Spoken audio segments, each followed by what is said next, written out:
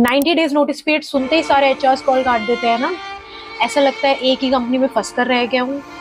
मुझे भी कुछ ऐसा लगता था, पर अब नहीं। इस वीडियो के बाद आपके साथ भी होता होगा, बट आगे नहीं। Yes.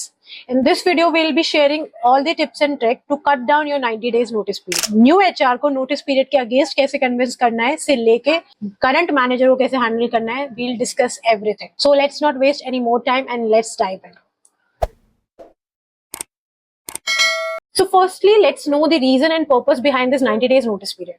मतलब किसका ये फालतू सा दिमाग चला था कि 90 डेज नोटिस पीरियड रखना है, क्योंकि जब ले ऑफ का टाइम आता है तो 30 डेज में निकल, लेकिन जब हम खुद जाना चाहते हैं तो 90 डेज नोटिस पीरियड सर्व करो।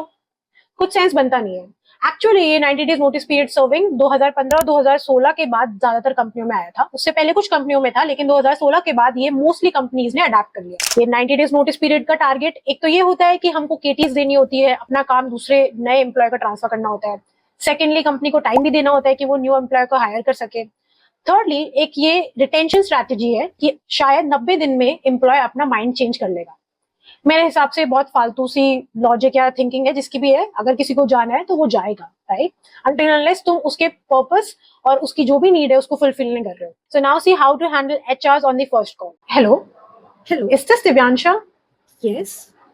Hi Divyanshu, Ruhi this side from XYZ company. This call is regarding a job opportunity. Are you looking out for a job change? Yes, I am. Okay, this opportunity is for a QA engineer job role. Are you interested? Yes, I am. What is your total experience? My total experience is 5 years. Okay, and what is your notice period? Okay, so my official notice period is 90 days, but my company, they do cut down up to 60 to 45 days. Are you sure? Because as per my knowledge, your company is very strict against the notice period. Yes, I am damn sure about this because one of my colleagues just got released in 60 days. He has served 60 days of notice period only. And I've just moved to a new project, so I don't have so much of dependency on me right now. So if I'll talk to my manager, he will surely cut down it to 45 days or at max 60 days. Okay, good. So let me share your CV with the hiring manager, and if your CV gets shortlisted, I'll give you a call back. Okay, thank bye you bye. so Have a much. nice day. That's how you lead the conversation. इस conversation के बाद कोई भी HR मान जाएगी। सामने वाले को कॉन्फिडेंस पे लेना होता है कि आप आ जाओगे, आप उनको ज्वाइन कर लोगे। सो हमारे फर्स्ट प्रॉब्लम तो सॉल्व हो गई कि एचआर को कैसे हैंडल करें, राइट। जो कॉल कट हो रही थी पहले, अब वो कॉल कट नहीं होगी। अब लेट्स अज्यूम आपने इंटरव्यू भी दे दिए और आपके पास ऑफर लेटर भी आ गया। अब ऑफर लेटर आ गया, अब एचआर को तो बोल दिया कि 60 डेज में नोटिस पीरियड को कट डाउन कर लूंगा, लेकिन अब मैनेजर से कैसे बात करनी है, मैनेजर को कैसे हैंडल करना है, मैनेजर को कैसे कन्विंस करूं 90 डेज टू 45 डेज। सो आपको ये प्रोसेस बहुत केयरफुली फॉलो करना है, स्टेप बाय स्टेप हर चीज को बहुत ध्यान से देखना। तो सबसे पहले आपको ये देखना है कि आपका करंट मैनेजर कैसा है, ठीक है। अगर आपका करंट मैनेजर अच्छा है, आपके अपने मैनेजर के साथ अच्छी बॉन्डिंग है, तो रिजाइन डालने से पहले एक बार उनसे कॉल पे बात कर लो और वो ऑटोमेटिकली आपका नोटिस पीरियड कट डाउन कर देंगे, ठीक है। लेकिन अगर आपका मैनेजर अच्छा नहीं है तो पहले चेक करो कि आपकी कंपनी में बाय आउट और पे आउट का ऑप्शन है या नहीं है। अगर बाय आउट पे आउट ऑप्शन है तो एक मंथ बाय आउट कर लो, ठीक है। 45 डेज मत करना, बहुत जल्दी हो जाता है। 30 डेज बाय आउट आप कर सकते हो, ठीक है। तो ज्यादा आर्गुमेंट की जरूरत ही नहीं है, बाय आउट करो और चले जाओ। अब लेट्स से बाय आउट पे आउट ऑप्शन ही नहीं है, ठीक है, और मैनेजर मान भी नहीं रहे, तब क्या करना है? तब आपको सबसे पहले जो आपका रिजाइन का ईमेल जाएगा वो कुछ ऐसा जाएगा।